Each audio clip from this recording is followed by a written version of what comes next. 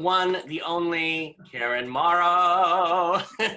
Oh, just a minute. I want to see if my heart is there. It's there. It's there for you, honey. My heart is always there for you. What can I tell you? Yes, I remember that was a banner year. I mean, we really had some swell people in that class. You being one of them, and Michael VACCARO and John Russell and MARYJO MUNDY. You have, I mean, so many people love you. And I am blessed that when I first got to LA, that I met you that, you know, through those wonderful people that, you know, that you mentioned to get me to come to your workshop, because it was the greatest. Oh, who are all these people? It was the greatest. Yeah. There's dogs and Michael VACCARO and all those people. Whose dog is that? Is that MARYJO's dog?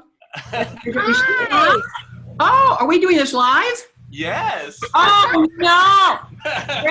Oh, look! Greg told me that you were going to do. You were going to edit it. And who is that? Is that I can't see, but like up. Oh, he wasn't supposed to say anything. Oh no! So this is talk about spontaneous. Look at this was. This was the class. Yes. Where's Johnny? Where's Johnny? Johnny, turn on.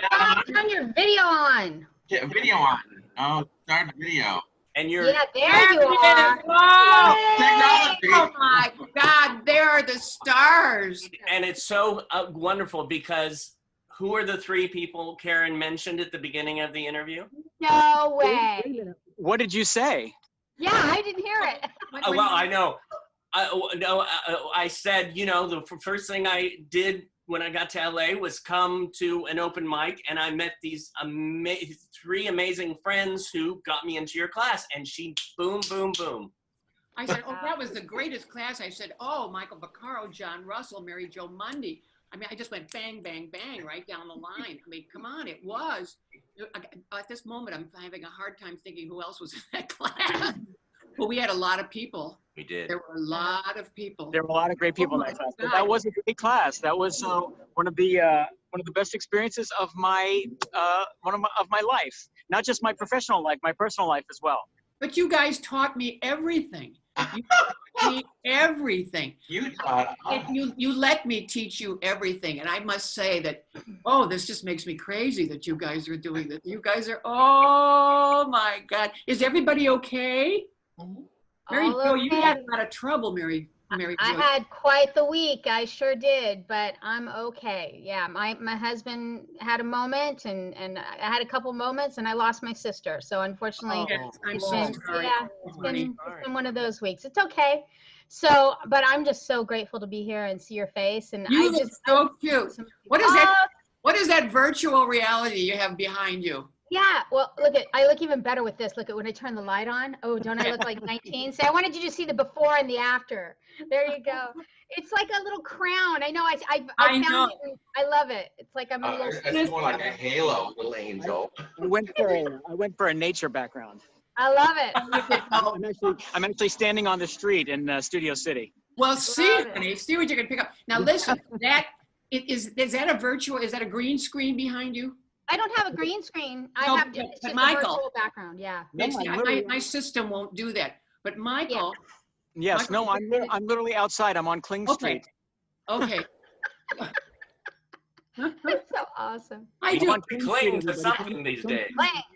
I'm hanging out on the corner of Kling and Coldwater. Come on over. Wow. In Coldwater. I remember that's my old neighborhood. Oh God. Oh God, I miss it. I miss it. And John, I'm going to see him tomorrow or Sunday. Yeah. I'm going to see you tomorrow. Tomorrow.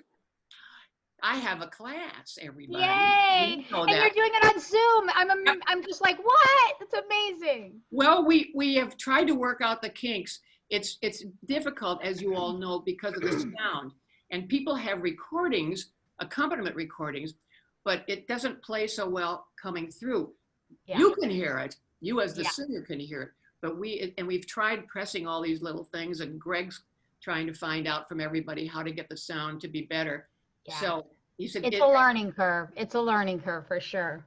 But also he said he found out from one of the teachers at Santa Monica College, if everybody had their own mic, a special mic that you have to order for hundreds of dollars. I don't know. It's true. It makes a difference. I'm not using mine right now, but I did get one. And when I started singing at the open mic, because they're doing it virtual, people were like, "Oh my God, the sound!" I'm like, "It's this USB mic that I have, this professional mic, and it makes a difference." So. Are you using a recording as your accompaniment? Yeah, what I do is I literally, it works well. I have an external speaker and I play the track on my computer on this external speaker, and then my microphone's on one side, my speaker's on the other side, and for some reason it gives a great blend. So yeah, I'm just kind of doing a little bit of both, but we'll do this as best we can, although I've been doing private sessions out in Greg's backyard.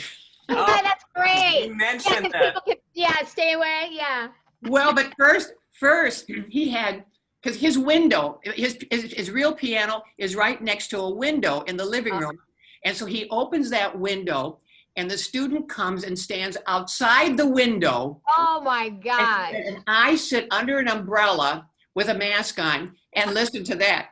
So that was fine. But today we went out in the backyard because there was shade, and Greg brought his electric piano out there. Oh. We sat in the shade. It was so wonderful. The electric piano sounds much better outdoors. And Tom Knowles, you know Tom, John, Tom Knowles, and he was singing, and it was just so lovely. We thought, oh, if only we could have class outdoors, but we can't. There's too many people. But so we're trying everything to make everybody happy, as best we can. So it's fun. It's fun. By the way, I just heard from Tamir Hendelman, by the way, and I thought of you again, because do you remember that master class we did in that little studio behind your house? And Tamir played. Yeah. And then we would go inside and we'd have cheese and crackers or something. Yeah. Yes. Oh, Tamir, I remember Tamir. I'm so glad I taped those sessions. Oh my God, yeah. Yes, absolutely. Little did we know. I know. I have a cassette because I went to him once for, I was singing at a wedding. So I went to him and he recorded it. And I looked at him, I said, "You're so damn good. You're going to play for Streisand one day." Uh-huh. And he did. Said that to him? I said that. I wrote to him.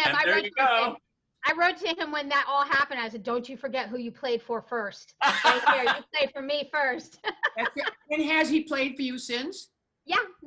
I've actually saw him a couple times. He keeps trying to turn me into a jazz singer. Every time I see him, he's like, "Yeah, you're a jazz singer." I go, "Honey, I got a show voice. It's a show voice." Yeah, that's the thing. Because he didn't know. I remember in class he said, "Oh, I've never played this kind of music before." Yeah. And we said, so great. Well, I said, "Well, Tamir, here's how it goes. This is what we're going to do." And he did call me later and say, "I really learned something. I didn't know any other kind of music, but I really learned something." Yeah. I said, "Well, that's good. I learned something for you." But then, of course, he went on to become. You prepared him for Barbra Streisand. That's right. You sure did. You sure did. I need to send you the video, by the way, of the Right to Cabaret that you were in. I just got that video back, actually, and I will send it to you because you were so brilliant in that, Karen. It was so brilliant. You were so good. I'm so glad we were all there. I know. And it comes across great video. Yeah, see, that made me crazy. But first of all, did you know how I prepared for that?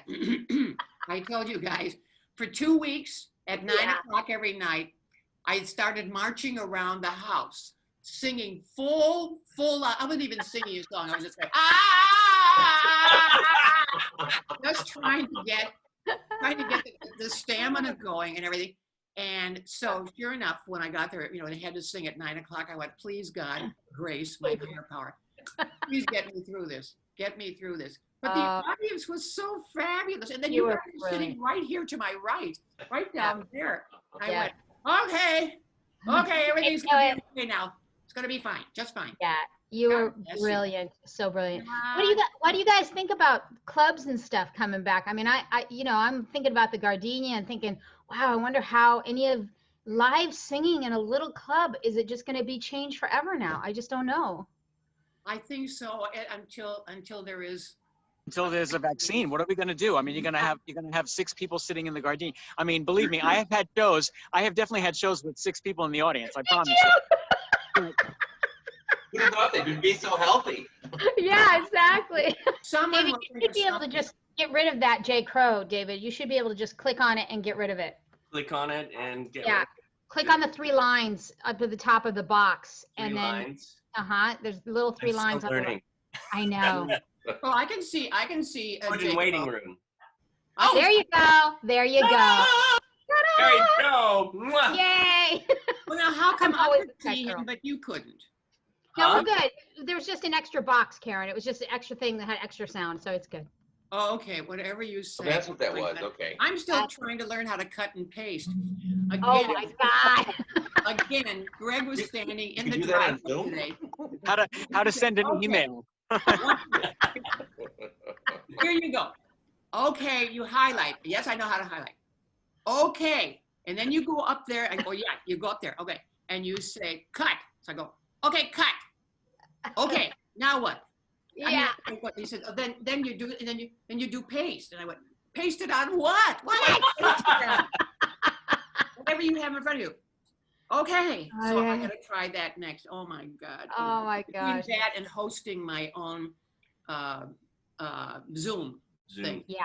I have an account, but I haven't paid enough. I haven't paid them yet, so I can do 40. Do you still have your ladies who lunch dates? Yes. Oh. No, we haven't got together since January. That was our last one. This is, for those who don't know, it's Carol Cook, Nancy Dussault, Beverly Saunders, Jane A. Johnson, Jackie Joseph, Marcia Rudd, Betsy Haley, Wow. Beverly Sanders. So there's 12 of us, and Wow. Joanne Worley, we get together in a restaurant once a month, and we each pay for our own thing, and we just talk and gossip. But I belong to another group. Beverly Sanders, who played my mother. Oh, that's right. Oh, that's right. She said she had the time of her life. She just loved it. I loved it too. She loves you. She said, oh, that Michael VACCARO, I just love him. I love her too. Okay. She was fantastic. Okay, God bless. I know it. She really remembers that well. But then I belong to another group of love lunchers called Chickies, Chick Singers. Eileen Graff said, she said, would you be interested? She says, I want to meet some chick singers. Yeah. She says, we out here you just don't do that, and that's why we formed the Ladies Who Lunches, because in New York you run into each other on the street, the Broadway ladies. Out here you don't. So Eileen wanted to do the same thing. So we asked 8 other people, and they're people that probably are your generation, like Valerie Perry, Lisa Shelley Broman. Goldstein, right? Isn't she in that group? Yes, Shelley Goldstein. Yeah. Yes, I love Shelley too. Eileen Barnett, as I said, Lisa Broman, Donna Meller. Yeah. They're all kind of wonderful. Nancy, of course, I have to have my older friend too. We're the old group. But one day we decided, and Eileen Graff, we decided to have the 2 groups of ladies together. Oh, wow. Was this before the quarantine or during the Zoom? Oh, way before the quarantine. Oh. And we all met at Eileen Graff's house, which is huge. And she set a table for 19 people. Wow. And she and I supplied the food, but I mean, just gargantuan food. You know what I mean? Wow. Oh my God, it was so fascinating. If you do a Zoom call with all those ladies, you better record it. I want to see that. Right. All the. The young singers, yeah. Well, you see on Facebook whenever we have a gathering of the younger singers, somebody always takes a picture and posts it, and I know that they've been doing that with the Zoom. But anyway, I'm talking an awful lot. You'd think I had nothing else to do, which I don't. It's Meet the Biz with Karen Morrow. Yeah. Right. I love your audience. Your audience doesn't know who the are they. Well, this is maybe a good segue. David, did you show the 2 clips that I sent? We haven't showed the clips, but you should tell about that one, or tell about both. Okay, well, I sent David a couple of clips earlier today that I was thinking that maybe he would show. And first of all, is the clip from I Had a Ball with you and Buddy Hackett. Yeah. Which of course is astounding and brilliant and amazing, right? Yeah. Everybody should watch it. I think any performer, man, woman, young, old, everybody should watch it because it's absolute perfection. But I talked to David earlier about doing this, and I wanted to tell this story. And I don't know if I've ever told you this, but I am a huge huge fan of the show Follies by Mr. Yeah.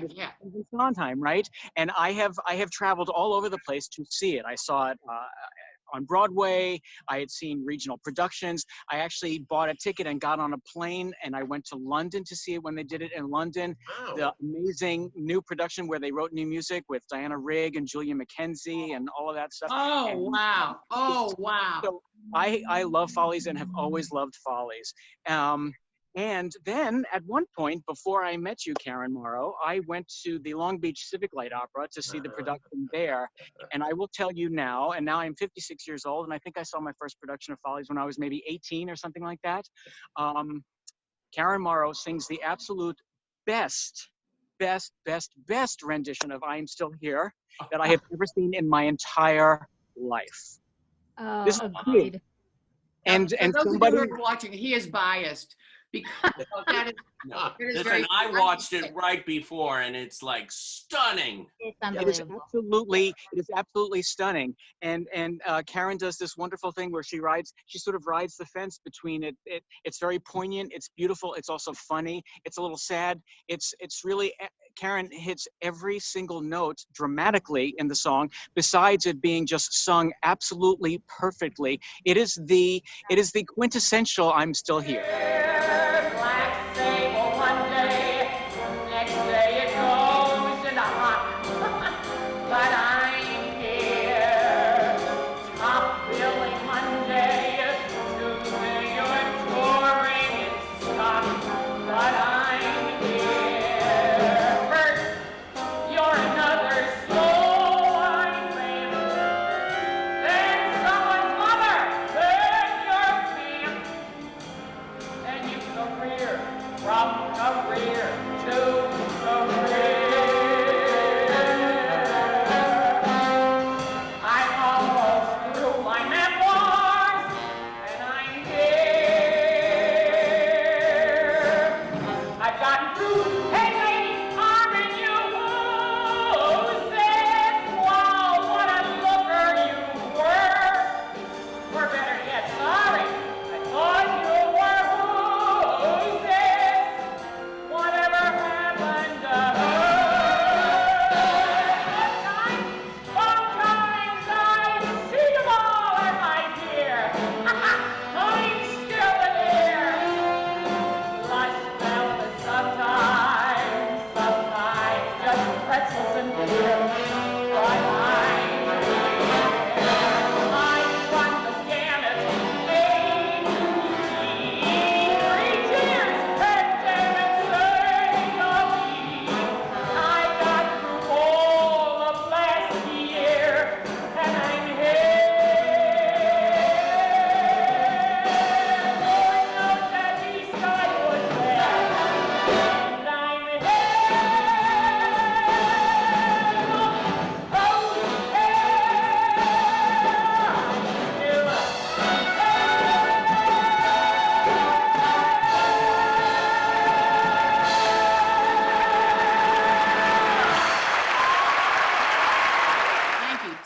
Thank you. And it was one of the extraordinary experiences of my life. First of all, I was thinner than I had ever been. And I had on a sparkly gown that I just loved. It was purple sparkles. Karen, What? out of all the stage productions that you've done, what was your favorite role that you've done? Sweeney Todd. I loved doing Mrs. Lovett. Oh, God, yes. I didn't have to do anything. It was Sondheim. You don't have to do anything when you're doing Sondheim. I didn't know that because I was never a fan of his to watch, but to be in a show.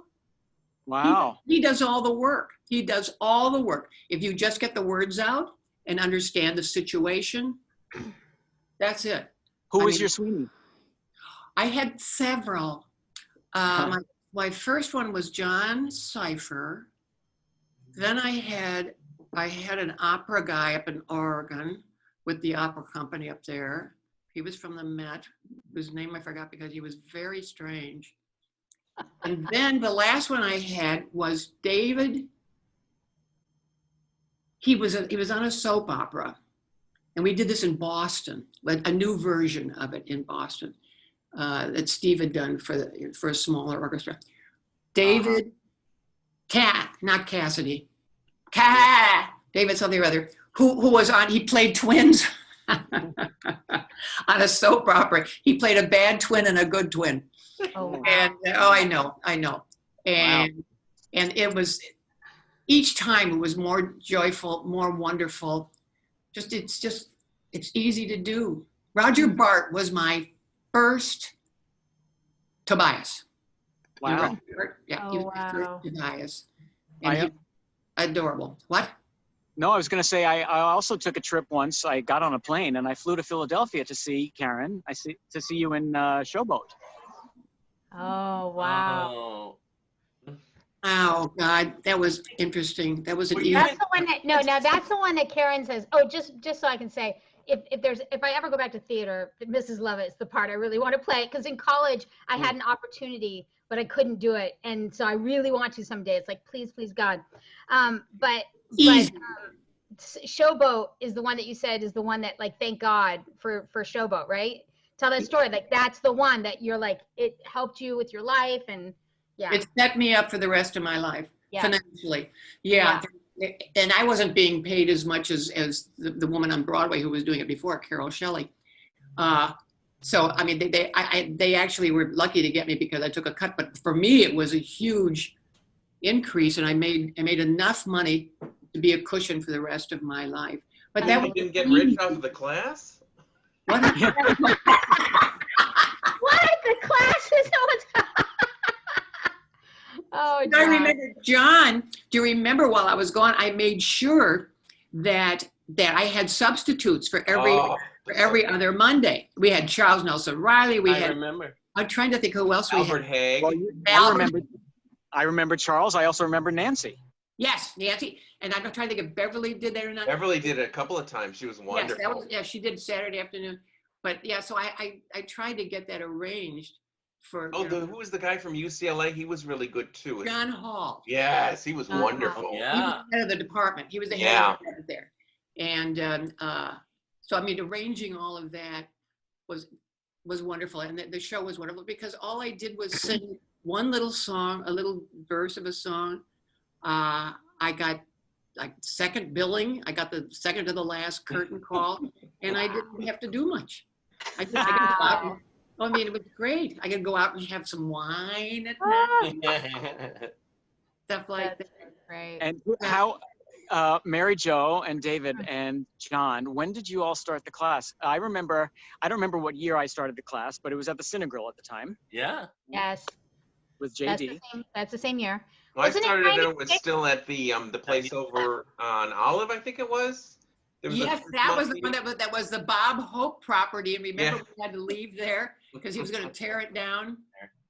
Yeah, I you remember- did it first, John. You did the class before. and Yes, got I was you at an out. open mic, and it was in Hollywood. It was one of those pop-up open mics that never really lasted that long. And Jerry Sternbach was the piano player, and you were there, Karen. You were just there looking at people, and I don't know if you were there to hear anyone in particular, but he said, "Oh, you should talk to her." And I thought, "Oh my God, this famous Broadway person! I would go up and talk to her, and she'll probably laugh me away."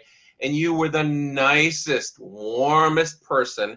And right away, I joined the class. Wow. Thank you. Thank you. And you've been, oh my God, you've been a treasure ever since. You know, the thing about John, because he comes to class, and I remember Beverly doing this when she substituted for me.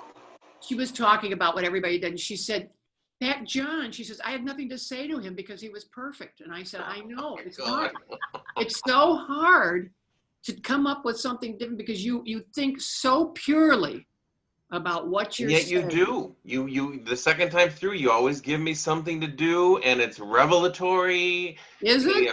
I Yeah, can yes, it is. Why do I keep coming back? I mean, I keep coming back. There's the proof I right know. there. And I'm honored. I told you that. I'm honored when people come to my class. I'm just honored because I think, oh God, they can do anything. There are a couple of people, plenty of people who didn't care for me. I don't know if you were in class, John, but there was one fellow who sang so big and so beautifully, but I tried to get him to come down and be personable and everything. He wouldn't do it. So fine, and the class just hated him on sight. The minute he opened his mic, everybody just sat there. It was just permeating the room. This me with my magnificent voice.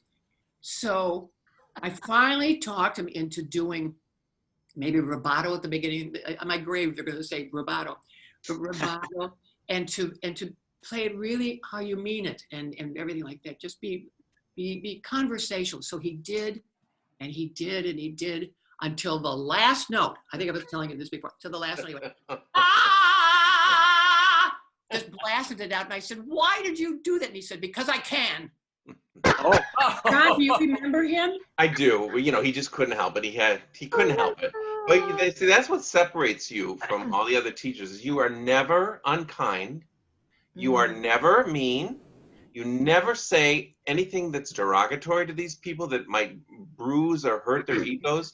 You know, you're just with them 100%, connected to whatever they're doing, and you have this uncanny way of just zeroing in on whatever they need at that moment, and you help them with that. And sometimes they get it, and sometimes they don't. Oh, I couldn't. Well, the thing is that he called me on my way home on my phone and started arguing with me. He just always argued with me about why he shouldn't do what I told him to do. Anyway, fortunately, he left. He's happily married, and he's just fine now. So That was it. He's belting it out to her. I Yeah. remember the show. I remember the Cinegirl too, because that's where I started. I think that was 96, 97 when I moved here. Yeah. Yeah, and it was at the Cinegirl. I remember that. And I just remember the funny thing, Karen, was like you for some reason, like cabaret shows eluded me. I didn't get how to do a cabaret show. I just didn't get it. Because in Chicago, we would just sit in a bar filled with smoke for 5 hours and just sing every song we knew.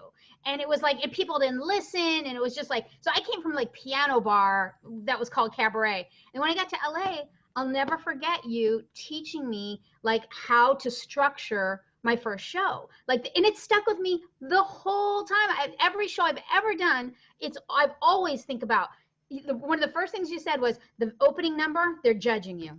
They're looking at you and judging you. So don't make that number make it something fun and something introductory, but don't worry because they're judging you. And then I just remember you just kind of building each little brick of a show. And I swear people come up to me all the time and say, wow, your show was so thought out. And I always am like, Karen Morrow, I got it from Karen Morrow. Karen Morrow is the one that taught me how to build a show, where to put that money number, where, I so appreciate that. Will stick with me forever. Every show I ever do, I'll always attribute it to you because you taught me how to do it. Here's the thing I'm thinking about. Do you guys know something about my health that I don't know? I mean, this is like a testimonial memorial. It's like, I'm going to die tomorrow. You're okay. You're okay. This is just about you. Bend down and compliment, you know. That's right. That's right. Right. Oh, it's nice. That's nice. You know, my friends think that my friends are very happy for me. I mean, they've got their families and stuff like that, and I get so excited about class. I mean, whether we're together in the room or not, and they know enough now to ask me the next day, "How did class go yesterday?" And then I will go on, and I'll tell them everybody's story. I will say, "Oh, you don't know what he did," and then they did. It means so much to me. It means everything to me, and it feeds me. And I don't know what I would have done. I don't know what I would have continued probably to keep singing, but not for the joy of it so much as because I had to keep going until maybe it was fun and maybe it would fill my life. But the minute I started teaching, that was it. That became the other stuff I would do every once in a while to kind of keep up with it. But this. Lucky us. Yeah. Right. Yeah. Yeah.